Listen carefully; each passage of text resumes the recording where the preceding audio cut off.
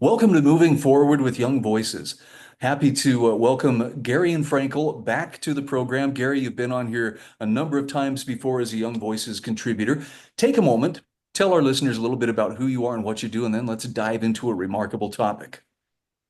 Absolutely, and thanks for having me back on, Brian. I'm a doctoral researcher in PK-12 educational leadership at Texas A&M University, while most of my regular research focuses on the politics of education and some of the history and policy behind why the education system in the United States is the way that it is.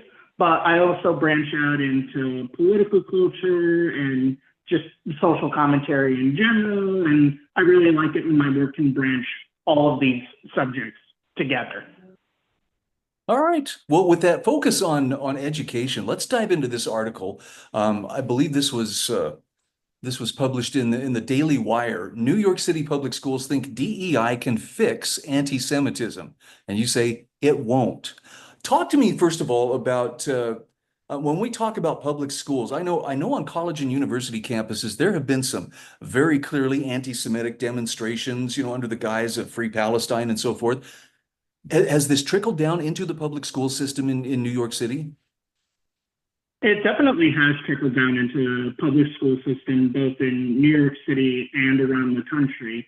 And the reason, partly, that it's become so pervasive is that unlike colleges and universities, there's not these obvious encampments that are disrupting daily life. It's subtle. It resembles traditional bullying more than it does sort of the riots and encampments that we see on college and university campuses. But even though it's more subtle, it's just as destructive, it's just as pervasive, and it's creating a educational environment that is really hostile to not just Jewish students, but also the people who support them, as well as Jewish educators, who in many cases have become victims at the hands of their own students. So it's a really, really big problem, and it's one that people are rightfully beginning to take notice of. So talk to me about what is the Department of Education doing in New York regarding this? Is it doing anything at this point? Well, it's doing something. New York City has employed a certain type of social studies curriculum for several years now, called the Hidden Voices curriculum. And what the Hidden Voices curriculum is supposed to do is it's supposed to highlight particular voices that the school system approves of within certain communities that they perceive to be marginalized or minoritized or otherwise disadvantaged. And while that all sounds really good, all well and good, it's really a DEI-based policy that's just supposed to shoehorn people into social studies education in a way that's ultimately rather destructive. And the city of New York and its public school system seems to think that just by adding a segment of this DEI-based Hidden Voices curriculum about Jews, then somehow all of the anti-Semitism within New York City's public school system is going to get fixed. And that's just not how that works for a multitude of reasons. Gary, what do these incidents look like? I know that they can take any number of forms, but I'm curious what constitutes, like an anti-Semitic incident in this case? Well, you have an inordinate amount of references to figures like Adolf Hitler towards Jewish teachers and Jewish students. There was a case where I think this one was out of Massachusetts, but it resembles a lot of what's happening in New York, where a 12-year-old student single-handedly, with just Hitler references and constant verbal abuse and harassment, managed to bully one of their teachers who was Jewish outside the workplace entirely. In some cases, you have, some more traditional bullying incidents like cyber stalking or physical harassment or social ostracization, but it's not because you're a nerd or because you like Marvel and that's not popular anymore or something. It's because you're Jewish. And it takes those sorts of very anti-Semitic undertones with all of the historical tropes that you can make of, like Jews controlling the weather and running international banking system, and yada, yada, yada. So, and, the reports of anti-Semitic incidents, both in New York City schools and around the country, have gone up by orders of magnitude over the past 2 years. So it's a real problem, and DEI is not going to solve it. Wow. Well, it seems like educators have got their hands full. I'm curious. It, I think of New York City public schools as being very, very diverse, and maybe that's wrong to stereotype. But given the immense population and how much the world gathers in New York City, it just seems like diversity would be part of the equation, and that this would be something that would work out. Is there a particular source for this anti-Semitism? I mean, is it more than one group that is promoting some of this anti-Semitic sentiment?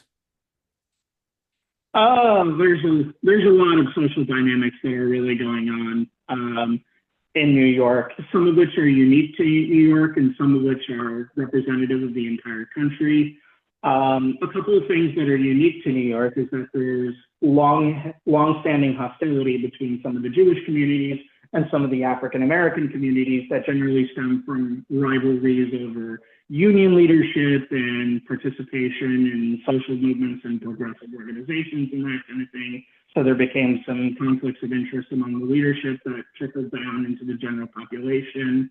You have a lot of Arab immigration into New York City. Some of it historical, some of it has increased over the past few decades, which has precipitated some instances of anti-Semitism, but that's not universally true, of course. But more broadly, when you try and shoehorn DEI into the education system, and there's some good research that backs this up now, is that sometimes when you try to use DEI to highlight a particular group, and people are fed up with that sort of education, it can actually do the opposite of what the DEI programs are meant to do. Instead of making people more accepting of diversity, they make people less accepting of diversity. And if New York City really wants to go through with using the Hidden Voices curriculum in order to stop anti-Semitism, they have to think about this really carefully, because we're already seeing an upsurge in anti-Semitism, and based on some of the research on DEI programs like this, it could make the problem even worse. It seems like forced association never seems to really allow for people to naturally find common ground. In fact, I mean, this is just my opinion, but it seems like the more people are forced to associate with people that they may or may not want to associate with, the greater the likelihood that resentment or resentments will be a part of that. Is there a better way to encourage people to find that common ground? And if so, what might that look like? Well, I think there are a couple things that need to happen. On the front end, you need to discipline people for anti-Semitic harassment. We don't tolerate that sort of harassment on the basis of race. Why should we tolerate it on the basis of ethnicity or religion, or where ethnicity and religion intersect? It should be punished. It should be condemned. It should be seen as a faux pas, not just in the educational environment, but just in general. And there need to be consequences associated with this kind of behavior from a disciplinary perspective. And when teachers do discipline students on those grounds, the district or whatnot needs to back them up, even if parents start complaining or whatever. On the other hand, you also need to cultivate a society in which civil discourse and civil disagreement is more plausible, it's more effective. And it's not just a matter of, designating free speech zones or whatever. It's really creating the sorts of values that are conducive to those sorts of attitudes. It's making sure that when we look to our education systems, that we're creating citizens who are capable of being open to other ideas and perspectives and communicating with people with opposing ideas and perspectives, instead of just resting on their own ideas, on their own worldview, without integrating with anyone else. And, it's unclear how exactly we do that, but there are definitely some leads. The arts and humanities have traditionally been a really effective source there, but there definitely needs to be more effort into solving that problem if we're really going to get anywhere as a society. I've got to stop you here because we are up against the clock. Again, we're talking with Gary Frankel. He is with Young Voices. Where can people find you on social media, Gary? I'm definitely most active on Twitter or X or whatever it's called now at FrankelGarilon. And we are back. This is Moving Forward with Young Voices. Hey, happy to welcome David McGarry back to the program. David, you've been on here a number of times before, but some folks are meeting you for the first time. Take a moment. Tell us a little bit about who you are. Well, I am indeed David McGarry. I am the research director at the Taxpayers Protection Alliance, and I am also from time to time, a writer with Young Voices. All right. David, we've talked about a lot of different issues over the years, but this is a big one. And I just was seeing some news articles today about online age verification. You say that is the show your papers of the digital age. And let's first of all, let's set the stage. Why do we have this move for online age verification? Is this about the naughty videos and pictures online? Well, it is partially about the naughty videos and pictures online, but the issue goes further. The internet is a very different place from the physical world, if you will. And there are many who are concerned that children specifically are incredibly unsafe online in various contexts. And that has led to calls for age verification in various parts of the digital world, from the platform level, which might be at an explicit or adult website, or at a social media platform, or perhaps at the App Store level on your phone before you can download an app, or even at the device level. So there's really been a deluge of various age verification proposals that we have seen come out both in Congress and at the state level over the last several months, but even several years at this point. Okay, talk to me a little bit about. I mean, look, this is well intended. People want to keep kids away from, bad material or harmful material, but there's more to this than meets the eye, more than just the intended effect. This is classic Bastiat, that which is seen and that which is not seen. What are some of the unseen effects that we are likely to invite by using this age verification, legislation? Well, I think first off, we have to note that the internet itself is full of unseen consequences. The digital world is much less tangible than the physical world, and so many of the intrusions upon liberty and privacy that we would think entirely unacceptable in the physical world go almost without notice in the digital world. So, with respect to age verification, if we were to pass laws that would incentivize age verification at various places all over the internet, or in various places on your device, it's something akin to a show your papers regime just for stepping out of doors. If you want to access basic information, for example, if you want to engage in basic online commerce, or perhaps if you want to access some sort of everyday digital service, you would have to prove your age to either a big tech company or to a third-party age verifier. That could have numerous and quite severe consequences for privacy, in many cases even for anonymity. And I think the question we have to begin to ask ourselves is, what sort of digital world do we want to have? Do we want to live in a society online in which people can go about their daily business as they choose, without restraint, and without this, as I've called it, show your papers regime? Or do we want to turn the online world into something far more cramped, far darker, far more restricted, in which adults, to access basic online goods and services, must prove something about themselves before doing so? No, that's okay. That's a pretty solid argument against it. I mean, on the one hand, look, I think most reasonable people would agree there are some things that need to be kept from children, but it's the way we go about it that really counts. And I appreciate you sounding the warning that no matter how well intentioned, if you're abridging people's ability to choose for themselves what they will view or hear or read or whatever, that's not a proper use of government. I would like to make two comments on that. And one is a historical comment, and one is an empirical comment. And first, for the history, every time humanity has seen some sort of radical technological change, the result has been some amount of societal anxiety. Right. If you were to go back and look at commentary on the printing press, you'll see a lot of people worried about what in modern parlance might be called mis and disinformation. People were worried that the profusion of written materials after Gutenberg's invention was confusing people, was somehow eroding the source of civilizational knowledge.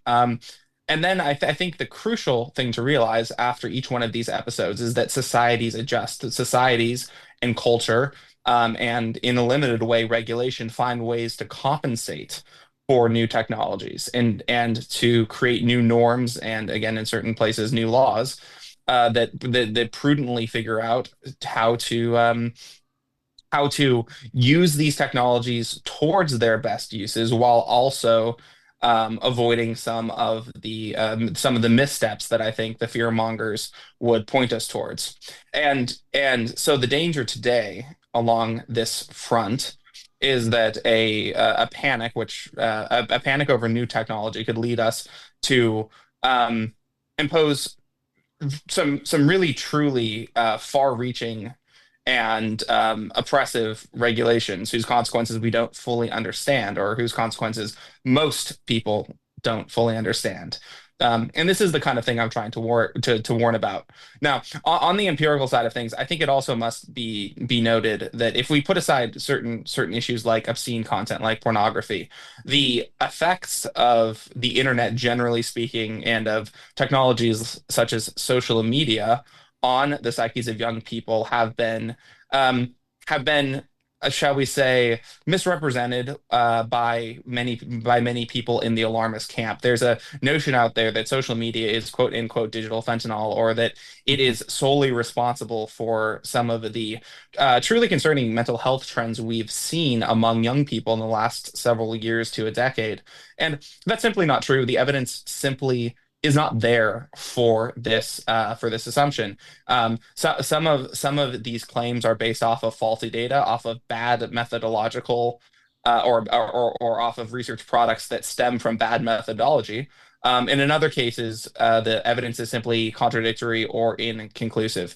And again, if we allow ourselves to be subsumed by this moral panic, and we don't examine critically the data before us, and we jump immediately to the most burdensome regulatory solutions, we risk setting up a system of laws that will not be easily repealed. This is another thing you'll hear from certain people in the pro regulation camp. They'll say, let's try some things, and if they don't work, then we'll repeal them. And I would like to introduce those people to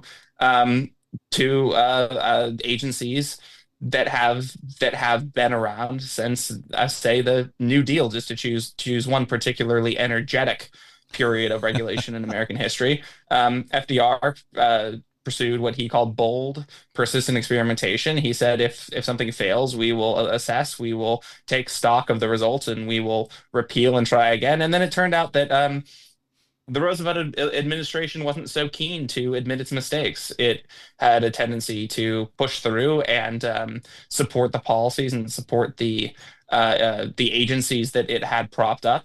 And we still live under many of those today. Two quick thoughts that come to mind here. We don't make our best decisions when we panic or when we're in fear. And secondly, when it comes to matters of conscience, that's not the kind of thing you should be outsourcing. You need to choose for yourself what is acceptable and what isn't, and not allow some third party to do it. And the intentions may be good here, but I think you make a very solid case that this could put people at odds with their freedoms, their conscience, simply because they stop exercising it and ask somebody else to do it for them.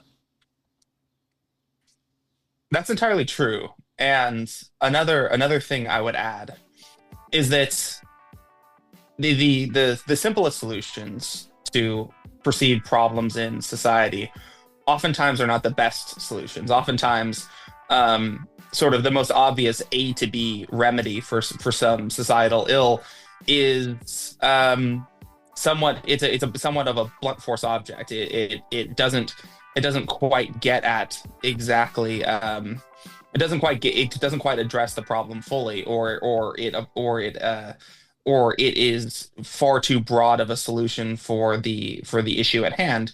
And coming up with a more nuanced, more targeted, better fitted solution takes quite a lot of time, takes quite a lot of thought, and that's certainly hard work. It's difficult. It takes a lot of man hours and a lot of discussion and debate and negotiation between both policymakers themselves and also intellectuals. But that's the sort of work that we have to do to make the kind of laws that will create this sort of society that we all wish to live under. David McGarry, thank you for joining us so much. Thank you so much today for joining us on Moving Forward with Young Voices.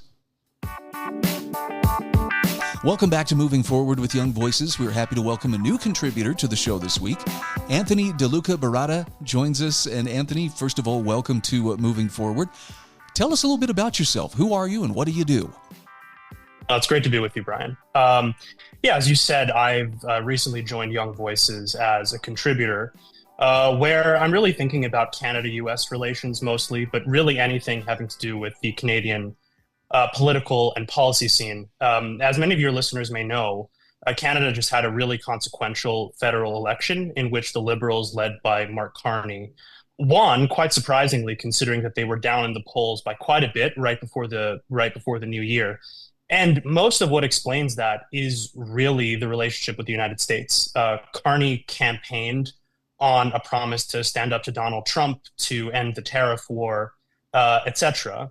And so for people like me who are interested in that cross-border relationship, it's really an interesting time to be thinking about the problems and possible solutions. I'm also a contributor to the Center for North American Prosperity and Security at the Macdonald-Laurier Institute. I would encourage your listeners who are interested in the Canada-U.S. relationship to check them out. They've been doing some great work on the topic, and I'm really looking forward to talking about it with you today. Anthony, I have to say I was a little bit surprised at some of the friction that I saw between Canada and the U.S. when Trump was elected and started this latest term. And frankly, I'm not trying to disparage the Canadians, but I was hearing some pretty tough talk compared to what I normally would hear from my Canadian friends. And it sounds like there's some real caution, if not apprehension, on the part of Canadian politicians regarding Donald Trump. Where's the disconnect between these countries' leaders? Is it really such a big gulf, or is it more a conflict of personalities? Yeah, that's a really good question, Brian. It's the $1 million question that the article tries to get at. So there are really two ways to approach this. The first one is to address your surprise at how Donald Trump has approached Canada.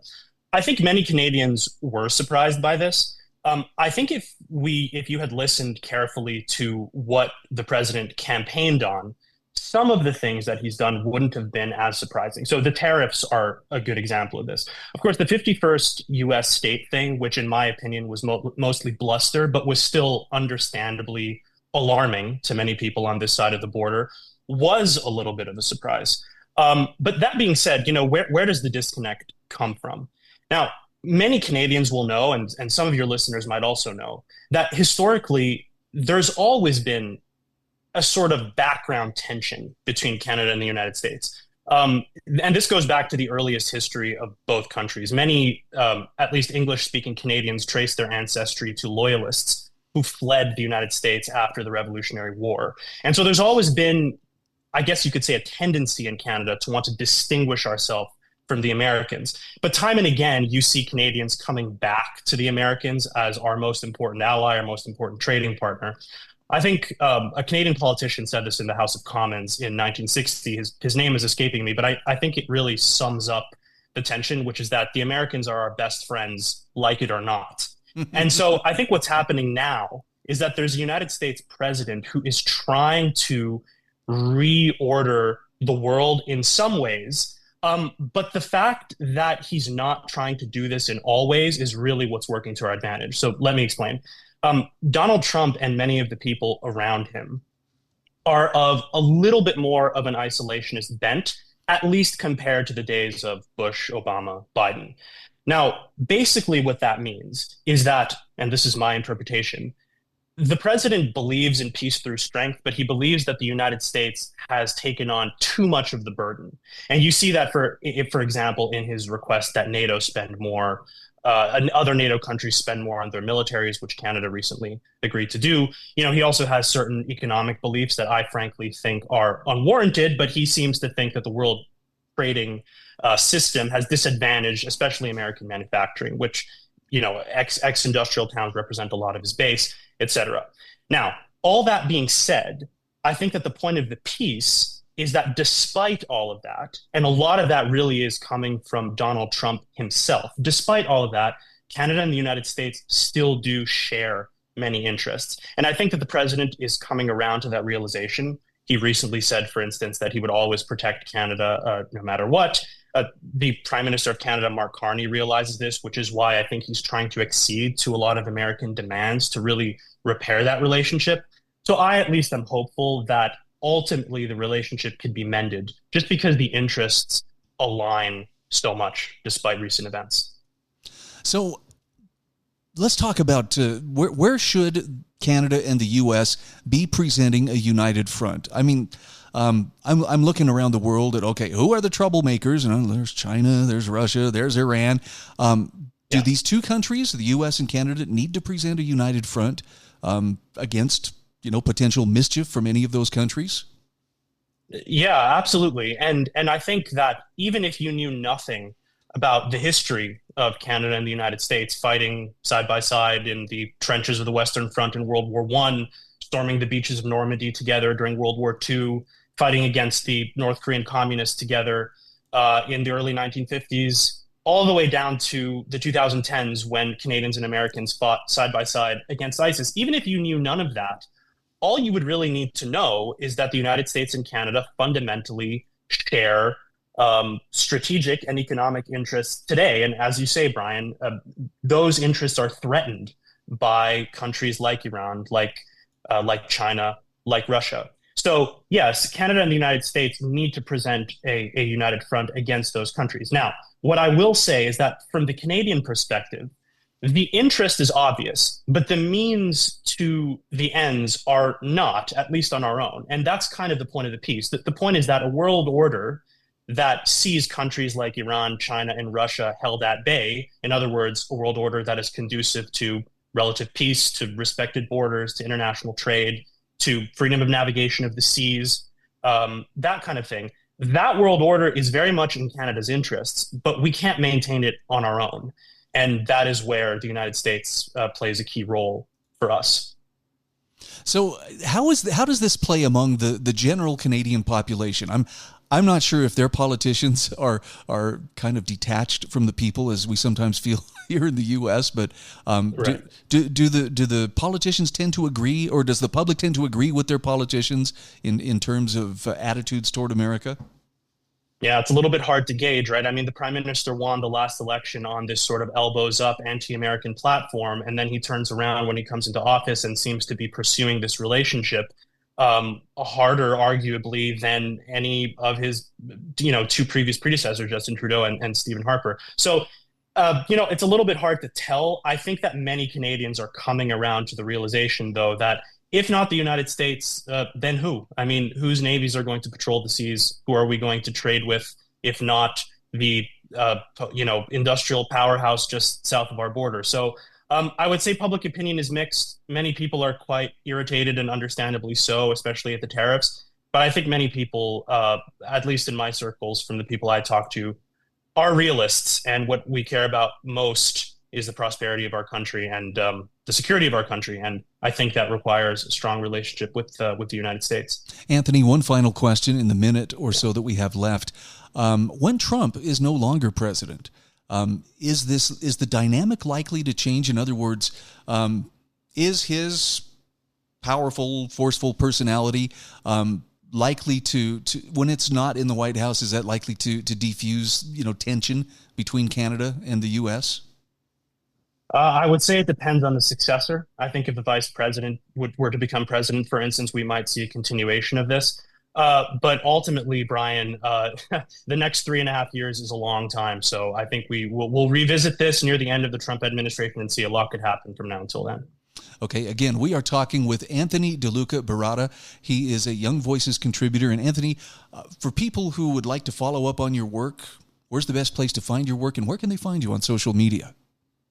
Well, we could look at the Macdonald-Laurier Institute website. They tend to publish a lot of my stuff. You can connect with me or follow me on LinkedIn. I have not come around to the Twitter X world yet, but I surely will succumb to the pressure sometime soon. So that's about it for now. Kudos for your self-control.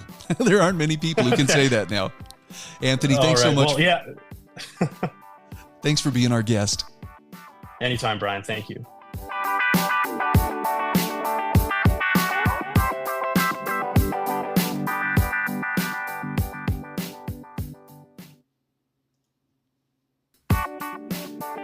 Welcome back to Moving Forward with Young Voices.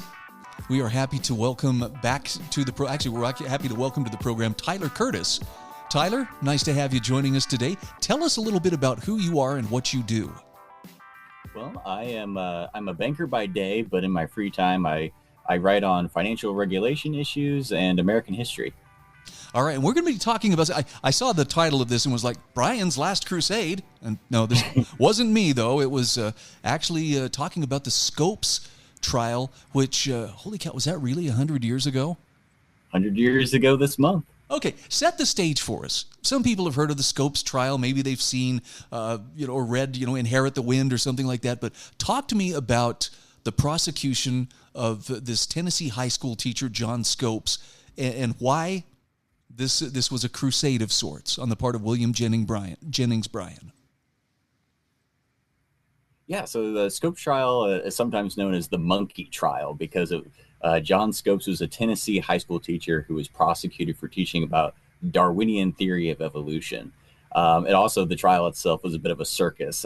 In fact, there were boosters at the trial who brought in a chimpanzee to perform tricks and things like that.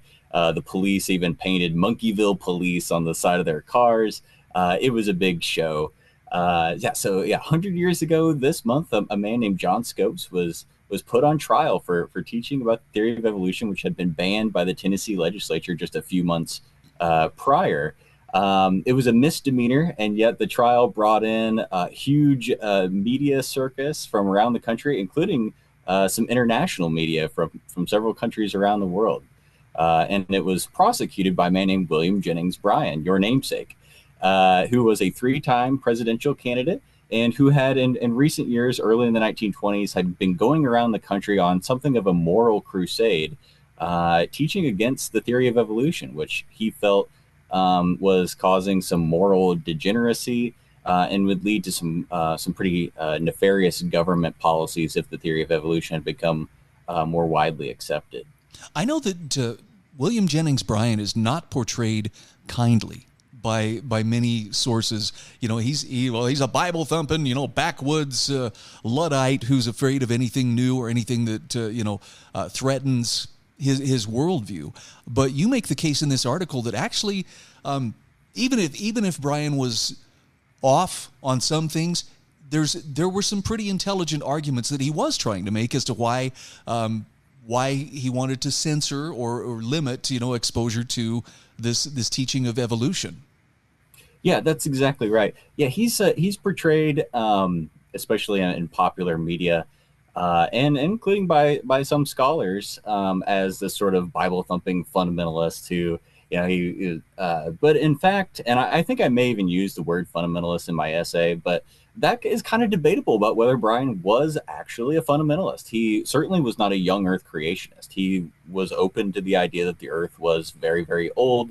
He did not think that the world was created in 6 literal 24-hour days, as many anti-evolutionist creationists today, popularly believe. And not to knock that idea at all, but Bryan would not have fallen into that camp.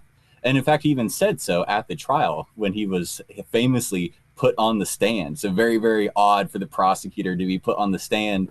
But when he was questioned by the defense attorney, Clarence Darrow, he said he accepted the idea that the earth may have been created long time ago, that the 6 days described in Genesis were actually eons. But he did have a problem with the theory of evolution because for him and for many of his contemporaries, the theory of evolution was not simply just a scientific idea. It had social implications. And almost nobody at the time thought that it was mere science. They thought that it did have these social implications, that you could use Darwinism to try to make society better, mostly by weeding out the less fit members of society. And Bryan thought that was totally backwards and tyrannical.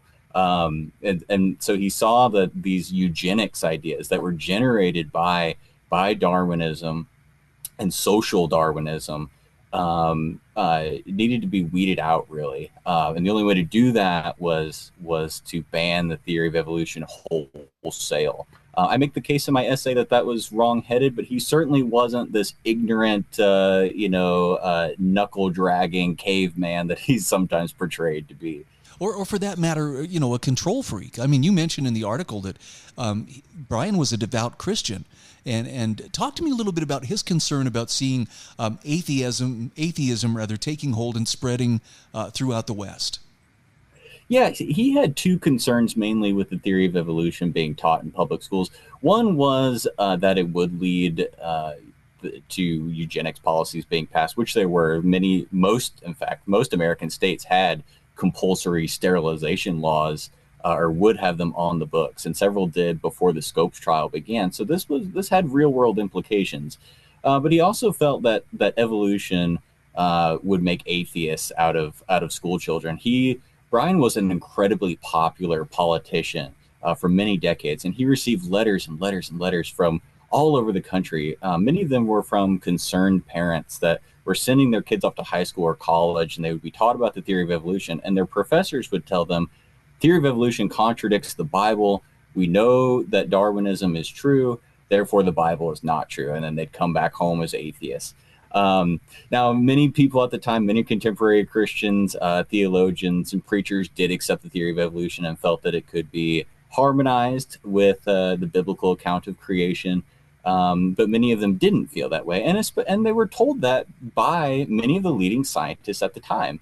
So it wasn't totally crazy for Bryan and others like him to be concerned that when students went off to school that they were going to be indoctrinated with these atheist ideas, and they would come home with these atheist ideas, and it would destroy their moral education. It would destroy their faith in free will, which was a very real issue at the time.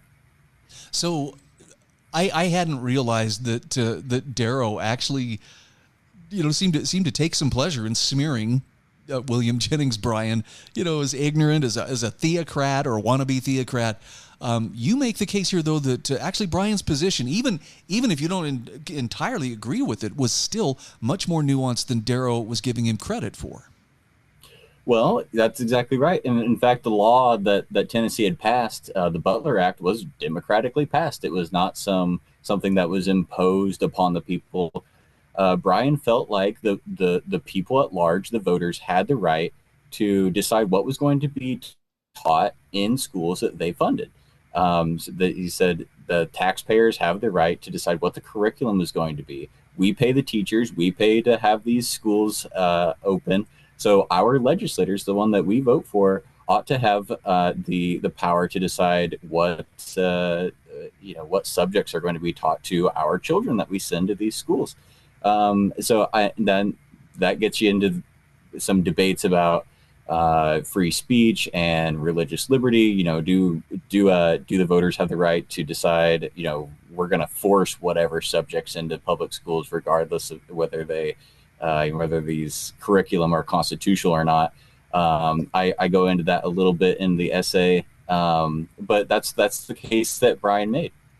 I'm curious how William Jennings Bryan would have fared during, the COVID lockdowns and so forth, where Dr. Fauci, I am the science, claiming the embodiment of science. It would have been interesting to see how someone with Brian's worldview might have been treated. Yeah, the great commenter probably would not have liked very much the bureaucratic control that came about during the COVID regime, for sure. Yeah, it just goes to show you there's, there is tension between competing ideas, but if I'm reading your article correctly, it's resorting to the outright banning or the use of the state to enforce or to prohibit a certain viewpoint. That's not the way to fight out, different ideas, or to sort out what ideas will work and what ones won't. Yeah, as much as I empathize with Brian and the times that he lived in, and I certainly understand the arguments that he was making, I do in the end conclude that he was wrong trying to censor the theory of evolution. Again, we are talking with Tyler Curtis. He is a Young Voices contributor. Tyler, where can people find your work online? Yeah, you can follow me on X at TylerCurtis42, or find my profile on youngvoices.com. Thank you so much. Thank you.